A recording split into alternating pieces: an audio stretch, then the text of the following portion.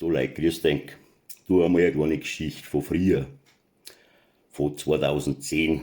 Da ist jetzt wieder ein Video auftaucht, das wo ich natürlich nicht vorenthalten möchte. Und zwar geht es da drum, da sind wir, der Meisinger Michel und ich, sind wir frisch Kommandanten geworden bei uns in der Feuerwehr.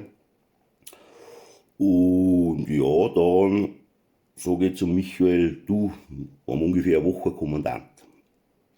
Kannst du in Atemschutzaufpasser einfahren? Sagt er, freilich, ja, Zeit, gell? Ich habe Frühschicht gehabt.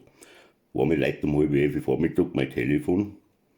Sagt der Michael, hey, du Schauer, ich bin zu einem Unfall gekommen. Ja, was soll ich da?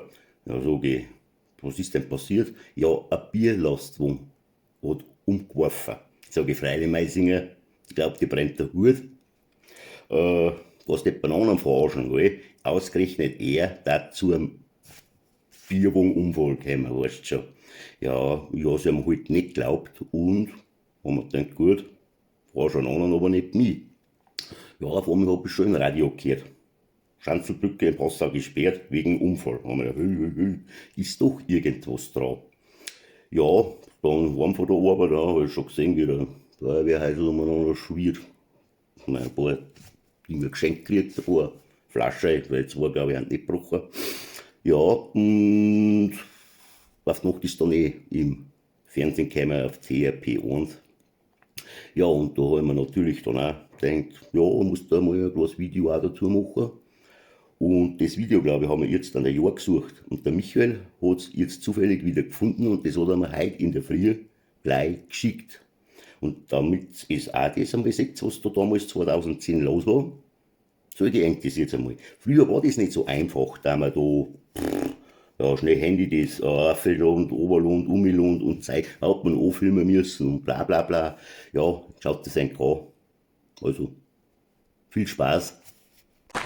Sehr verehrte Zuschauer, wir unterbrechen unser Programm wegen einer kurzen Mitteilung.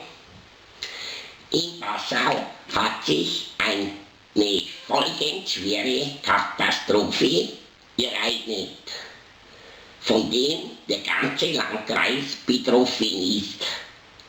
Ich schalte nun kurz zu meinen Kollegen nach Passau. LKW verliert Bierkisten. Am Montagmittag verursachte ein 62-jähriger Fahrer einen Biersee in der Passauer Innenstadt. Der LKW-Fahrer fuhr stadteinwärts über die Schanzelbrücke und wollte in die Regensburger Straße Richtung Bahnhof abbiegen. In der Kurve öffnete sich die seitliche Luke des Biertransporters und tausende Flaschen samt Träger stürzten aus dem Fahrzeug. Beide Spuren mussten komplett gesperrt werden. Die Polizei leitete den Verkehr um. Insgesamt 350 Kisten, das heißt 4200 Flaschen, vor allem Weißbier, ergossen sich auf die Straße.